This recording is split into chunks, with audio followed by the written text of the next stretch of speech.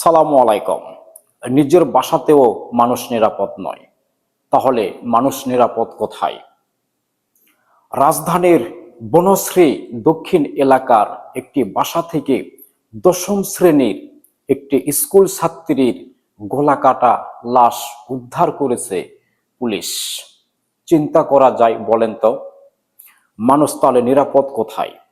নিজের বাসায় যদি মানুষ নিরাপদে না থাকতে পারে, তাহলে নিরাপত্তা কোন জায়গায়? আপনি রাজধানীর বনশ্রীর দক্ষিণ এলাকার একটি বাসা থেকে দশম শ্রেণীর একটি স্কুল ছাত্রী গলাকাটা মরদেহ উদ্ধার করেছে পুলিশ।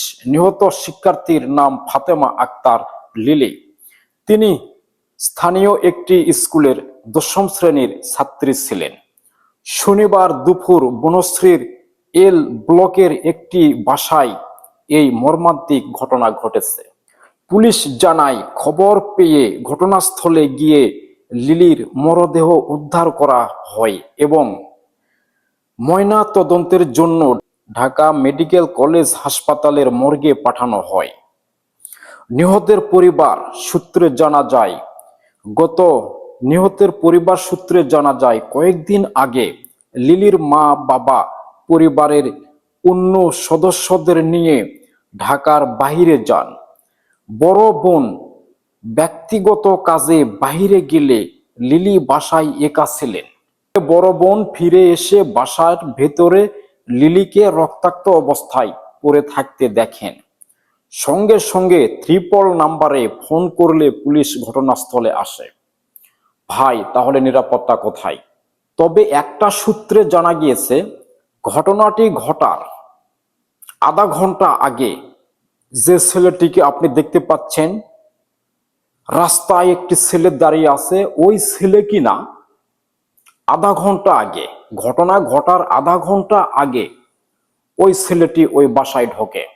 ওই ছেলেটি আধা ঘন্টার পরে তাড়াহুড়া করে বাহিরে বের হয়।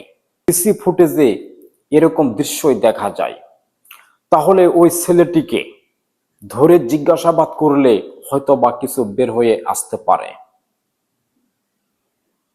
প্রিয় দর্শক শ্রোতা, প্রিয় বাংলাদেশ, নিজের বাসায় যদি মানুষ নিরাপদে না থাকতে পারে, তাহলে সাধারণ মানুষ কোথায় নিরাপদ থাকবে বলেন? তাই কিছু বলার নেই। এরকম ঘটনা রহ বাংলাদেশের ভিতরে ঘটতেছে, যেগুলি সামনে আসতেছে, আর যেগুলি ঘটনা সঠিক তদন্ত করে উদ্ঘাটন করতেছে, 2-1টা আসামি হয়তোবা গ্রেপ্তার হচ্ছে। কিন্তু আসামি গ্রেপ্তার হলে কি হবে? কিছুদিন পরে এইসব আসামিগুলি আবার টাকার কাছে বিক্রি হয়ে এইসব আসামিগুলি বেরিয়ে এসে আবারও হয়তোবা কুকর্ম কাজে লিপ্ত থাকে।